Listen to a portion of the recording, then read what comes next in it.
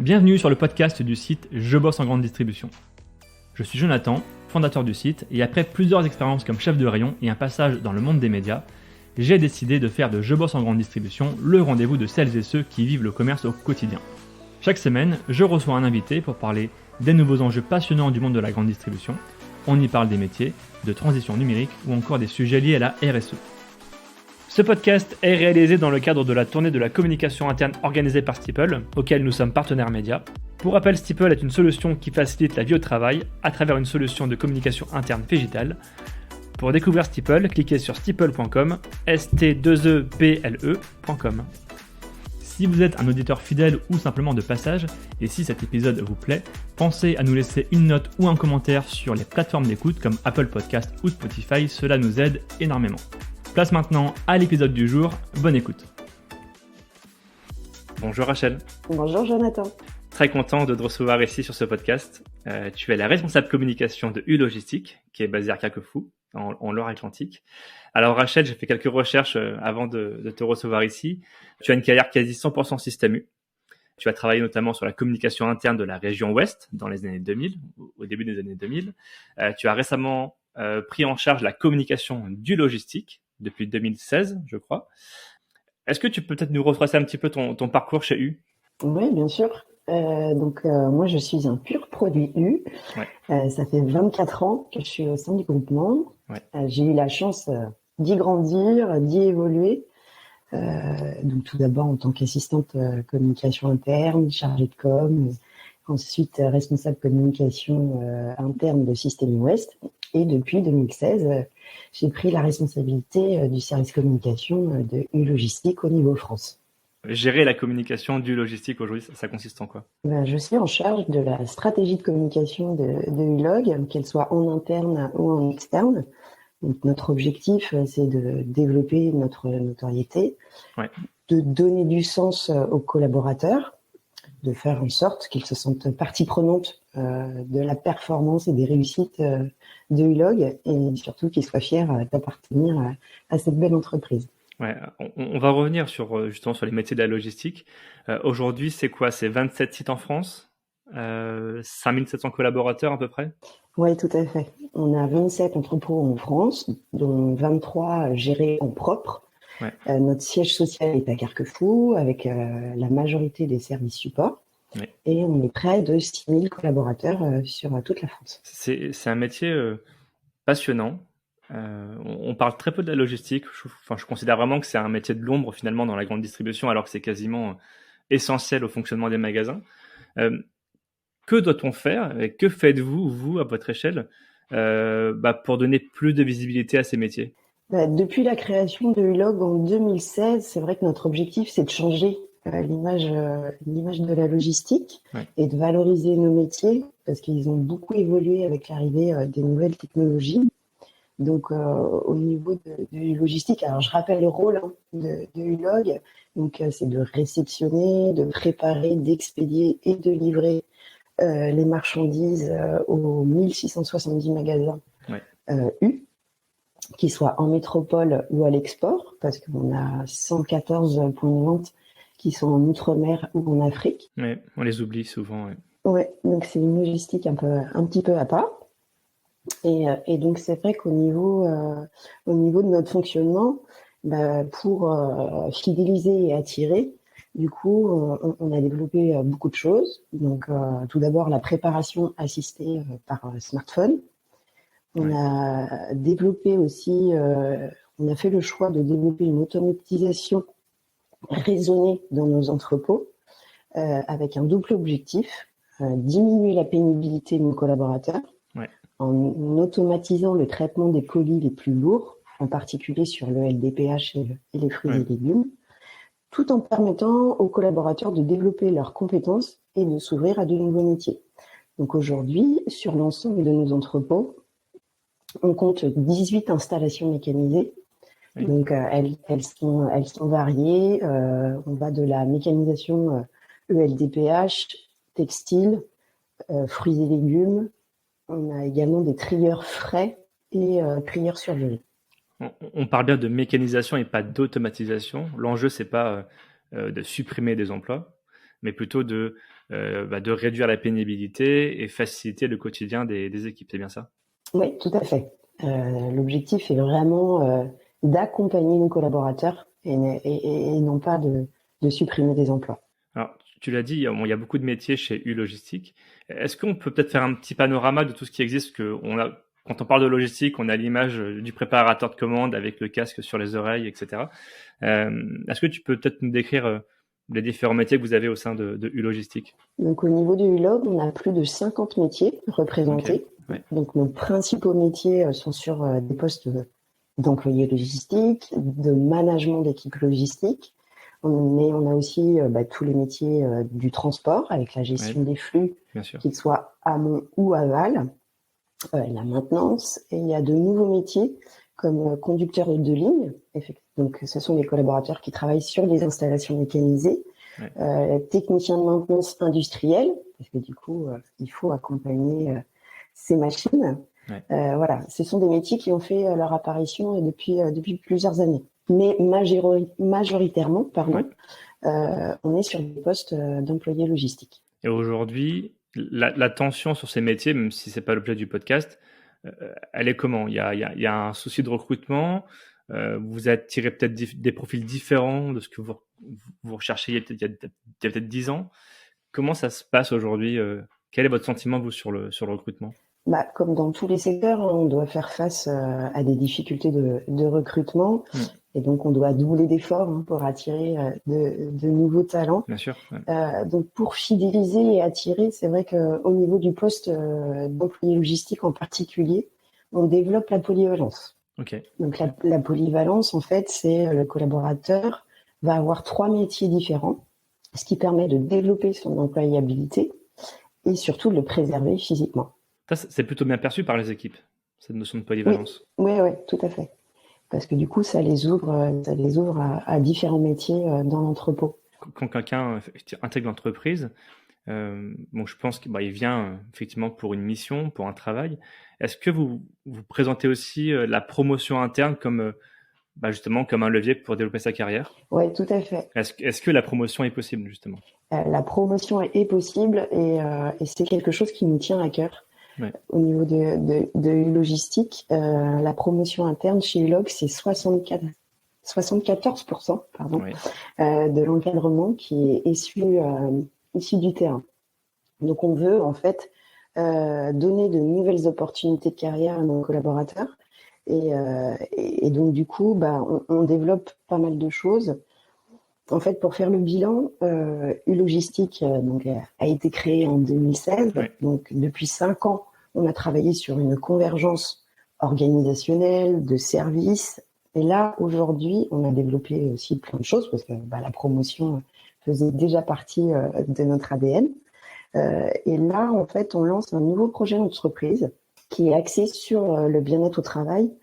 Et ce qu'on veut, en fait, c'est réaffirmer notre modèle humain, déjà ancré dans nos valeurs, mais de manière beaucoup plus forte. Donc, on développe l'employabilité sur nos postes d'employés logistiques, comme je viens de vous le dire, la promotion interne. On favorise aussi la mobilité, qu'elle soit intersite, qu'elle soit interservice. On a mis en œuvre un système de vivier, ce qu'on appelle chez nous vivier. Donc, en fait, c'est donner l'opportunité à un collaborateur d'aller faire une mission ponctuelle dans un service support ou sur un autre métier dans l'entrepôt. Ce qui permet, en fait, de découvrir un métier. C'est hyper intéressant. Et d'acquérir de nouvelles compétences. C'est hyper intéressant. Et je ne sais plus si c'était chez vous ou ailleurs. Il me semble on parlait de métiers de l'ombre notamment. Moi, pour mon passé de chef de rayon, je sais que j'ai eu la chance notamment d'aller chez U à Carquefou pour visiter un entrepôt. Et souvent, les professionnels des magasins ne connaissent pas les métiers justement de la logistique. Est-ce que c'est des choses ou des rencontres que vous faites aussi en interne? Oui, tout à fait. Alors cette année, on a mis en œuvre des portes ouvertes pour les collaborateurs des magasins. Donc sur 2 régions, sur la région Ouest et sur la région Sud. Et c'est quelque chose qui est vraiment sollicité par les points de vente parce que du coup, ça permet de mieux comprendre la mécanique. Bien sûr, Et puis surtout, de mettre des visages sur des noms, des gens qui peuvent être amenés à avoir au téléphone lorsqu'ils ont un souci, et vraiment d'avoir cet échange. Et ça, c'est quelque chose qu'on va réitérer. Ouais, qu'on comprenne, enfin, quand un magasin reçoit une palette, ils ne se rendent pas forcément compte de toute la mécanique qu'il y a derrière, à savoir la préparation, à savoir l'entreposage, à savoir le transport aussi. Et c'est des choses, effectivement, en tant qu'ancien chef de rayon, ancien employé, c'est des choses qu'on n'a pas forcément accès, et je trouve ça hyper intéressant. En préparant ce podcast, et c'est aussi un peu le grand sujet de notre discussion, j'ai vu que vous avez initié une mini-série justement sur la place de l'humain au sein de l'entreprise, avec, je pense, un objectif très clair qui était de valoriser ces métiers. Comment faire aujourd'hui pour réenchanter les métiers de la logistique? Vous avez donné quelques éléments de réponse déjà précédemment. Qu'est-ce qu'il faut faire aujourd'hui pour donner envie aux jeunes ou aux moins jeunes de découvrir ces métiers? Effectivement, c'est de développer la marque employeur et d'être beaucoup plus pédagogique et de montrer en fait la réalité du terrain. Ouais. Donc c'est vrai que cette mini-série vidéo, elle est dans la continuité de tout ce qu'on a pu réaliser déjà depuis 2018. Ouais. Donc nous, notre objectif, effectivement, c'est de valoriser nos métiers, nos valeurs et surtout nos collaborateurs, parce que ce sont eux qui parlent le mieux de ce qu'ils vivent au sein de l'entreprise. Et donc là, cette mini-série présente différents métiers comme directeur de site, responsable RH sur un entrepôt. Et aussi, l'objectif de cette nouvelle mini-série, c'était de montrer l'équilibre vie pro, vie perso. Ouais. Et je trouve que le résultat est plutôt réussi. Et du coup, en tant que responsable communication, quels sont les leviers, les supports que vous préconisez? Alors, les réseaux sociaux, YouTube, je l'ai vu. Est-ce qu'il y a d'autres réseaux? Alors peut-être, je pense à TikTok, par exemple, qui est très en vogue en ce moment chez les jeunes. Est-ce que vous étudiez justement une diffusion sur ces canaux? Alors, pas pour le moment. Ouais. Mais effectivement, c'est quelque chose qu'on regarde forcément, parce que ce sont des réseaux qui sont plébiscités. Ouais. Mais pour l'instant, on ne s'est pas encore lancé sur TikTok. Il n'y a pas de frein de votre côté, il y a une volonté peut-être d'y aller, mais vous ne savez peut-être pas forcément comment y aller. On étudie, en fait. C'est vrai que au niveau de Système U, ils ont fait différentes campagnes sur TikTok. Ouais. Donc, on est en échange avec eux pour avoir les retours et de savoir si ça a eu un impact ou pas. On parlait de conditions de travail, de bien-être. Je sais que vous utilisez un outil qui s'appelle Steeple, qui est un outil de communication interne d'une startup qui est basée à Rennes. Comment est-ce que vous l'utilisez, vous, au sein de l'entreprise? Et est-ce que vous avez peut-être quelques retours d'expérience à nous faire? Oui, tout à fait. Alors, c'est vrai que Steeple, pour le moment, on l'utilise sur un seul entrepôt depuis un peu plus de 6 mois. Donc, ce qui nous intéressait dans cette solution, c'était de pouvoir informer de manière instantanée les collaborateurs qui n'ont pas d'adresse mail professionnelle. Oui, c'est vrai. Et notre public employé ou logistique est concerné. Donc, en fait, l'avantage, c'est de pouvoir créer du lien en fait, entre les différentes équipes, parce que sur un entrepôt, on est organisé en 2 ou en 3-8. Donc, via cet outil, donc en fait, l'application est téléchargeable sur le smartphone personnel. Ouais. Okay. Les gens, du coup, peuvent avoir cette communication qui se fait en temps réel. Les absents gardent le lien aussi avec l'entrepôt et ils sont eux-mêmes acteurs dans la communication. Donc c'est ce qui est intéressant au niveau de Steeple. En plus, l'avantage, c'est que du coup, on crée une arborescence personnalisée. Et donc, pour les collaborateurs, ils ont la possibilité d'aller partager des posts sur la vie de leur commune, s'ils souhaitent faire des sorties sportives entre eux. Le CSE a une rubrique aussi pour valoriser ses œuvres sociales. Donc, il y a vraiment ce lien qui se crée entre eux. Parce que du coup, la communication, elle est descendante, j'imagine. Est-ce qu'elle est aussi ascendante? Est-ce que vos équipes, les équipes sur le terrain, vous remontent aussi de l'information? Est-ce que ça sert aussi à ça, Steeple? Oui, bien sûr.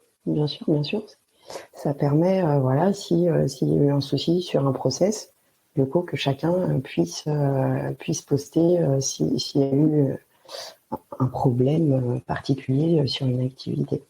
J'ai une dernière question, Rachel.